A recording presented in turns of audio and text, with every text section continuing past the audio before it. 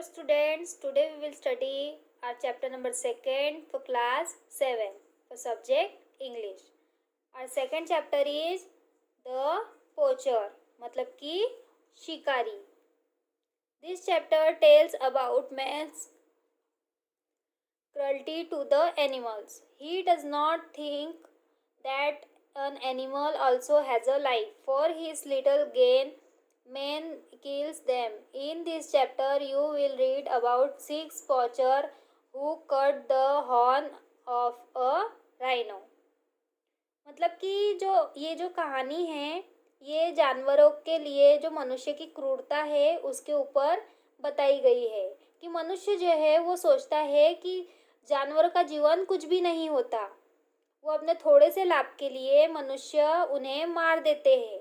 इस अध्याय में आज हम 6 शिकारियों के बारे में पढ़ेंगे जिन्होंने एक गेंडे के सींग को काट दिया.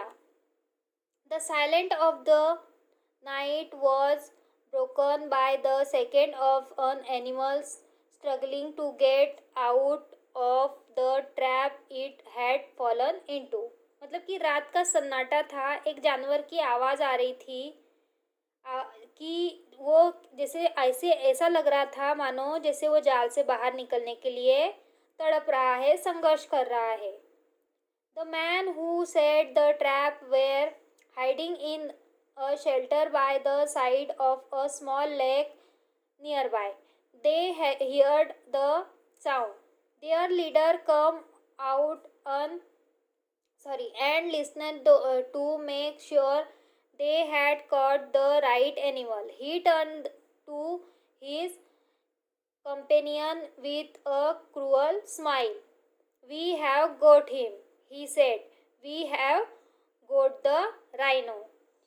मतलब कि जाल डालने वाले जो लोग थे वो अपनी छोटी सी झील के किनारे से आश्रय में छिपे हुए थे. वो वहाँ से देख रहे थे. उन्होंने आवाज़ सुनी और उनका जो नेता था वो बाहर आया और सुनिश्चित करने के लिए उसने सुना कि उन्होंने देखा कि उन्होंने सही जानवर को पकड़ा है या नहीं.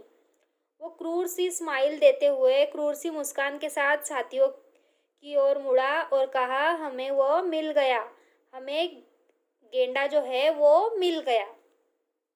They were a gang of poachers in the Kaziranga Wildlife Sanctuary in Assam.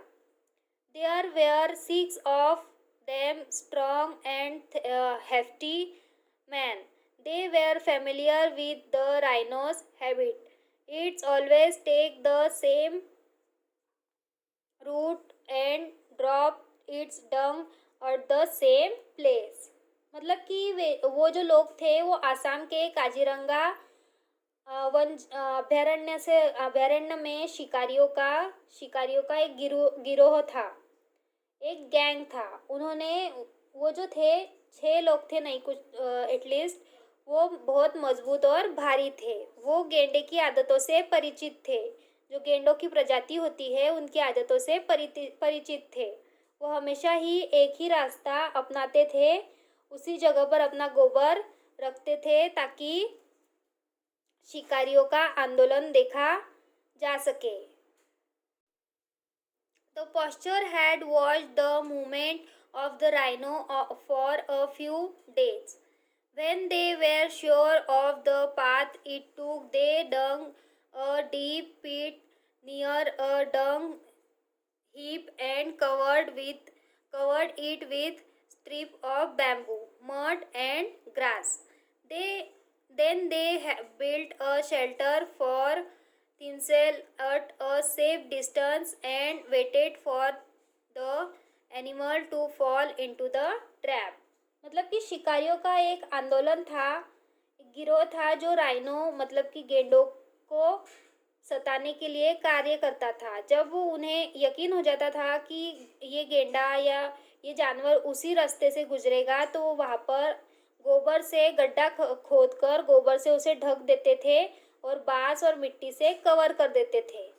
फिर वो अपने आप के लिए एक सुरक्षित स्थान बना लेते थे ताकि वो जानवर को जाल में फंसने का इंतज़ार कर सके और उसे फंसने के बाद ले जा सके. The frightened grunt and snort told them that their wait was over. मतलब कि गुर्राहट और खराटे ने उन्हें बताया कि उनका इंतज़ार ख़त्म हो चुका है.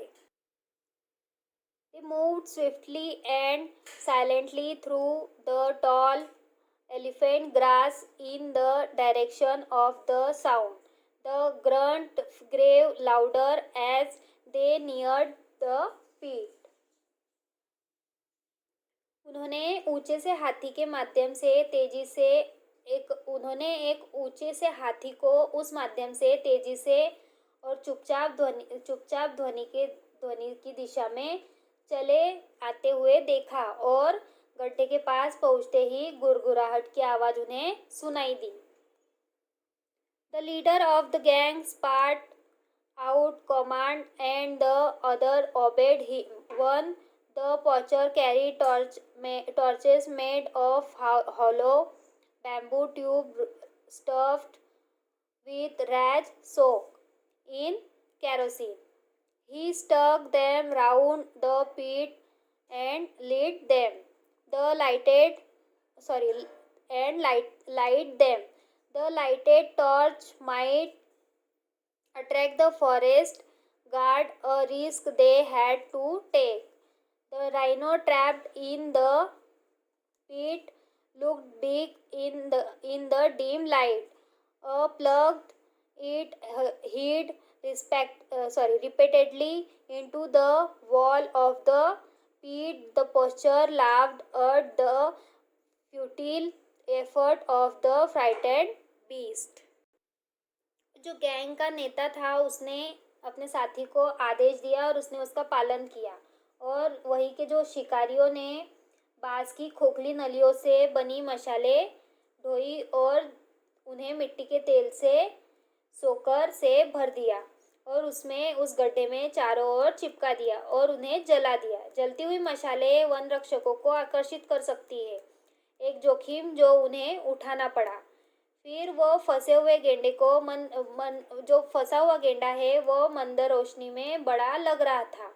उसने अपना सिर बार बार फेडर की दीवारों में जोत दिया और शिकारी भयभीत जानवर से व्यर्थ प्रयासों पर हंस रहे थे. Each of them knew his job. With piece of strong rope they made lesson and passed them over the rhino's snout, neck and legs. मतलब जो वहाँ के जो उनके जो गिरोह के आदमी थे सबको अपना अपना कार्य पता था.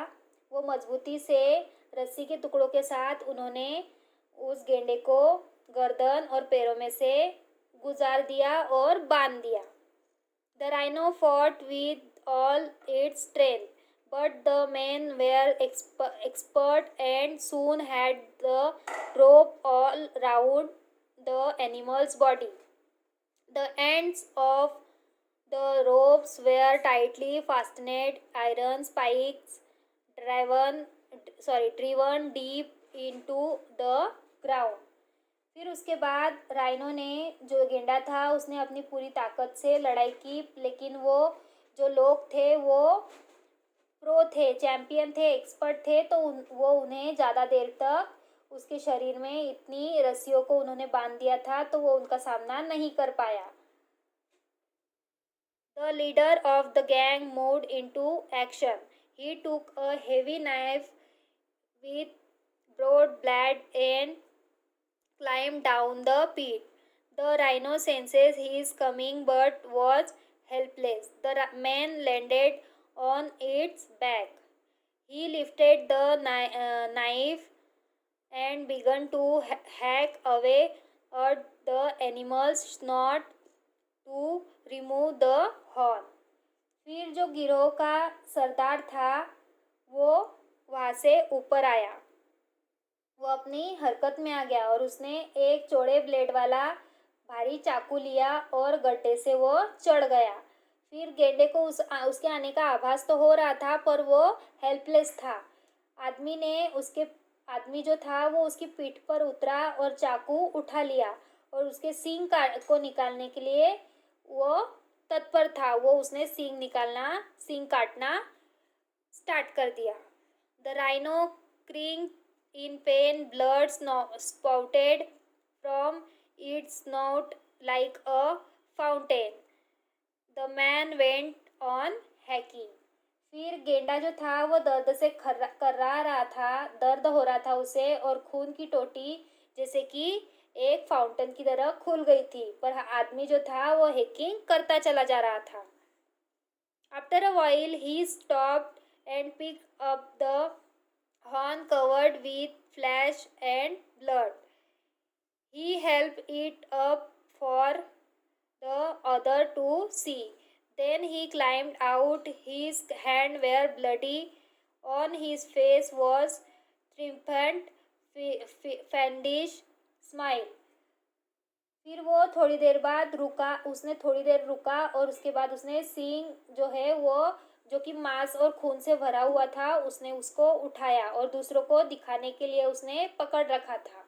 फिर वो बाहर आया चढ़कर, और उसके हाथ जो थे वो खून से भरे हुए थे, और उसके चेहरे पर एक विजय का आभास हो रहा था। Before them sorry the rhino stood in the pit, life ebbing out of its body. By morning it would be dead. Vulture would swoop down to feed upon its carcass. Dhanai, Babul and Jonti sat on the young cow, elephant, Makhoni and surveyed the rolling pens, Kaziranga. फिर जो गेंडा था वो गड्ढे में खड़ा था और शरीर से जैसे कि जीवन निकल रहा था। सुबह तक वो मर ही जाता या मर ही चुका था। गिद्ध उसके शरीर को खाने के लिए झपट्टे मार रहे थे, और धनई, बबूल और मखानी पर बैठे हुए लुढ़कते मैदान का सर्वेक्षण कर रहे थे। Before them lie unbroken stretch of elephant grass and low scrub, a few tall trees with large leaves broke the monotony of the landscape. फिर जो हाथी घास और निचली झाड़ियाँ जो थी खंड बिछ गए थे, और बड़े पत्ते जो थे वो कुछ परिदृश्य की तरह एकसरता से टूट रहे थे। फिर वहाँ पर जो वो धनई, मखोनी, बबूल, ये जो नाम के बच्चे आए थे, उन्होंने क्या किया और कैसे किया, ये कहानी हम अगली वीडियो में पढ़ेंगे।